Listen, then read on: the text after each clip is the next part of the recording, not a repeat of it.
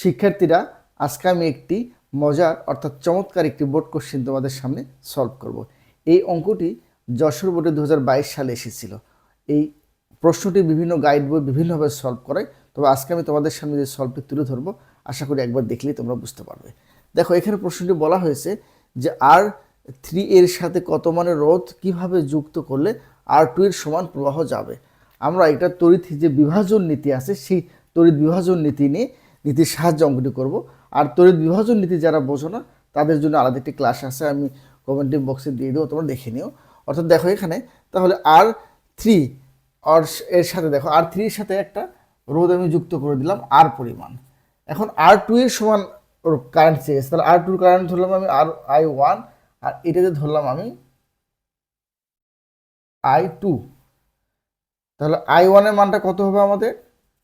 দেখো, তোমরা সবসময় রাখবা, যদি একাধিক এভাবে সমান্তরাল থাকে সবগুলো তোমরা যোগ করে দিবা R1 প্লাস R2, আর যার ভিতর দিয়ে কারেন্ট বের করবা, আমরা R2 কারেন্ট বের করবো, তাহলে R2 না লিখে উপরে হবে R1 আর সঙ্গে হবে I। অর্থাৎ আমি R2 এর ভিতর দিয়ে কারেন্ট I1 পেয়ে গেলাম। এই কারেন্ট আমি কার ভিতর দিয়ে নিয়ে যাবো এখন? R3 এর ভিতর দিয়ে। তাহলে R3 এর কারেন্ট কত ধরলাম? I2। তাহলে I2 সমান একইভাবে দুটো যোগ করো R3 প্লাস R, আর আমি কার কারেন্ট বের করছি? R3। কাজে R3 হবে না, উপরে হবে R ইন্টু I। আমি এটা কী করলাম? তড়িৎ বিভাজন নীতির সাহায্যে এটা বের করে নিলাম। এখন শর্ত মতে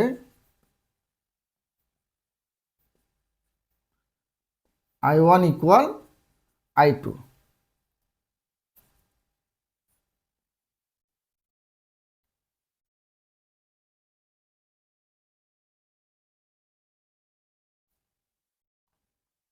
দেখো R ইন্টু I, তাহলে I কেটে যাচ্ছে, R1 R2 R3 এর মান দেওয়া আছে, সবগুলো বসাই দিলে ক্যালকুলেশন করলে R এর মানটা পাওয়া যাবে 9 ওহম।